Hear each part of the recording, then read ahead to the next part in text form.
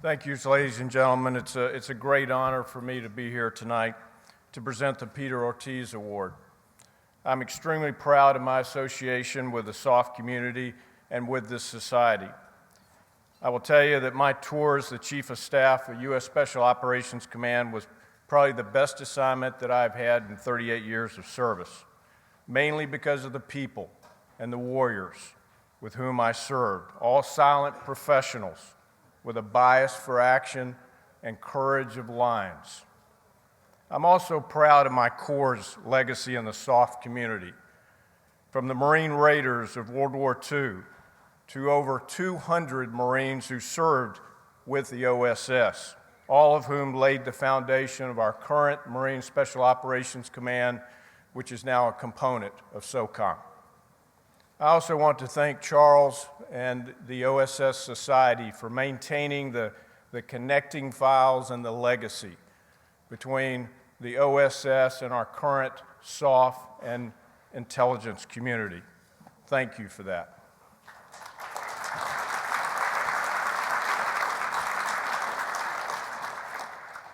It gives me great honor tonight to recognize one of our silent and courageous warriors, Chief Warrant Officer 4 Robert Hunt, who is being presented the Peter Ortiz Award. There are many similarities between Robert Hunt and the outstanding career of this man's and the namesake that the award represents. I would be remiss if I didn't tell you a little bit about Colonel Ortiz. He was a colorful character, to say the least. He began his military career in 1932, enlisting in the French Foreign Legion. Saw action in France, was severely wounded and captured, and even spent about a year as a POW. Upon returning to the United States, he enlisted in the U.S. Marine Corps and was subsequently commissioned. Captain Ortiz now soon found himself as a member of the OSS in Morocco, organizing local tribesmen and conducting special reconnaissance missions. After being wounded again, Peter Ortiz was medevaced to the United States and subsequently went through Jedburgh training. He now found himself deployed again, operating with the French resistance. I had the honor last year at this dinner of meeting his son, a retired Marine, who gave a presentation about his dad, and he also told a very interesting story about his dad one night in a bar in France. And I would be remiss if I didn't tell you that story. But here's how it goes. Captain Ortiz was sitting in this bar in France, kind of towards the back in the shadows, of course, and he was observing two German officers drunk, cursing the United States and cursing our president. So at one point he said, "This is enough of this crap." So he immediately leaves the bar, goes down the street to his safe house, where he dons his Marine Corps uniform, two 1911 .45 caliber pistols, and a trench coat. He comes back to the bar, orders around for everyone in the bar, and then at a certain point throws off the trench coat, reveals himself as a U.S. Marine, pointing the two .45s at the German officers, and orders them to toast the President and to toast the United States of America.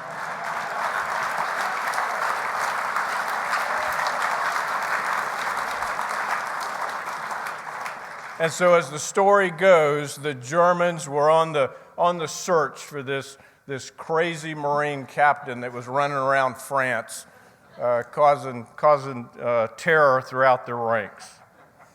Now we'll tell you, after getting to know Robert Hunt tonight and studying his bio, I will tell you that I'm sure over the last 28 years or so of his career, he has dreamed of and probably looked for an opportunity to make a bad guy toast the United States of America.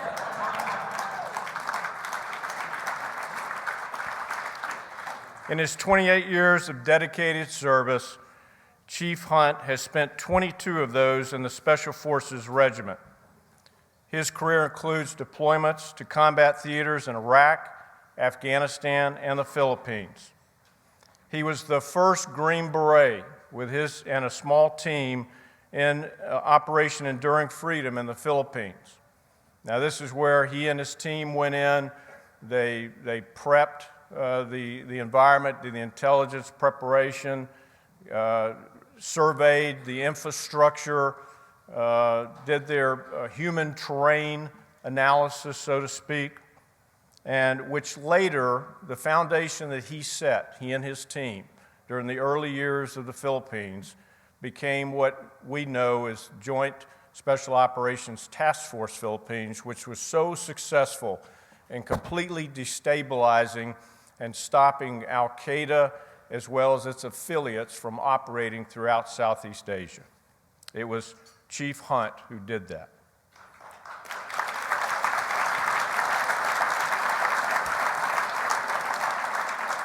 His success in the Philippines and with other foreign partners also led to his selection by the Pacific Command to lead an augmentation team into Cambodia, establishing the first counterterrorism program in Cambodia, which continues to be very successful today. In 2012, Chief Warrant Officer Hunt returned to the Philippines as the Sensitive Activities Manager. Now, of course, we all know what that means. He was the guy on the ground that put together, that planned, coordinated, and executed all of the clandestine operations on the ground. And he was responsible for the targeting, the capture, and the successful prosecution of Abu Sayyaf members who were responsible for killing 2 U.S. service members.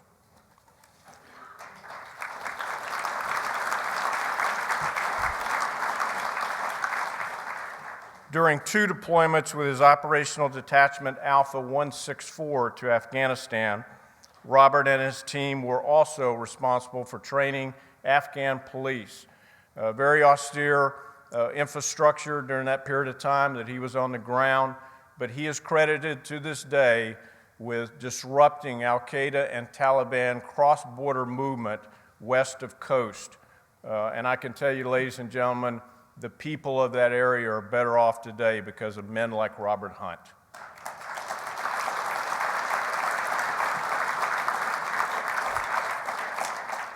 Chief Warrant Officer 4 Robert Hunt has served with distinction in the SOF community and has displayed unwavering loyalty and dedication to our nation. I am honored to present the Peter Ortiz Award to Robert Hunt.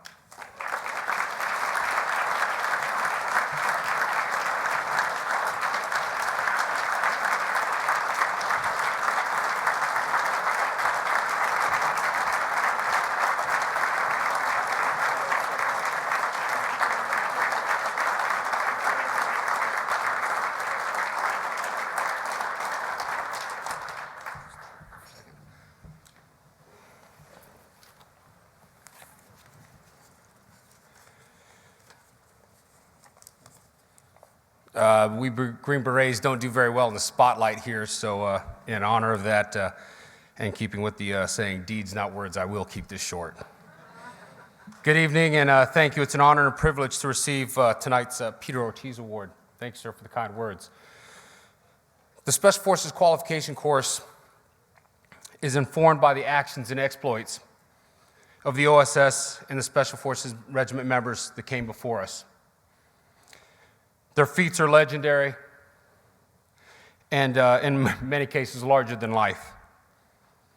We all knew coming up through the pipeline that we had enormous boots to fill. And the comments that I've heard last night and tonight just totally reinforce that. Fast forward over 20 years, and when our nation thinks of how we fight, they tend to see planes, helicopters, laser-guided bombs, forward operating bases that are huge, checkpoints, and in some cases, lightning counterterrorism raids. What they don't see are the small teams and lone operators conducting those special activities that are intended to go unnoticed. And if they're successful, will remain unnoticed. They don't see the small groups of men and women huddled in team houses or mission support sites that are hours, if not days, away from any assistance.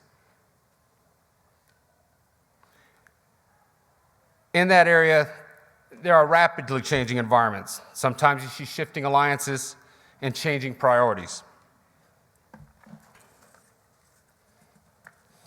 Those are all some of the realities of today's contemporary operating environment.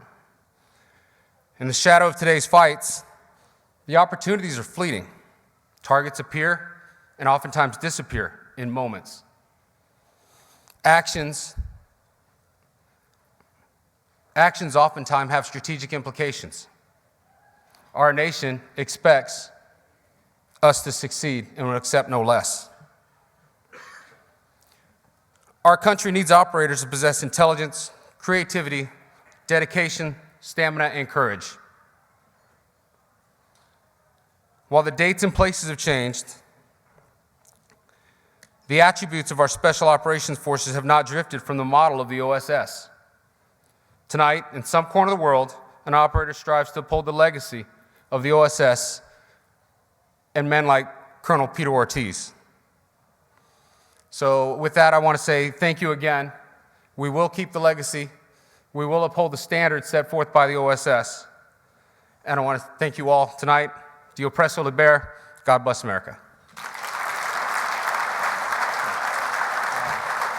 think you were asking me about that last night.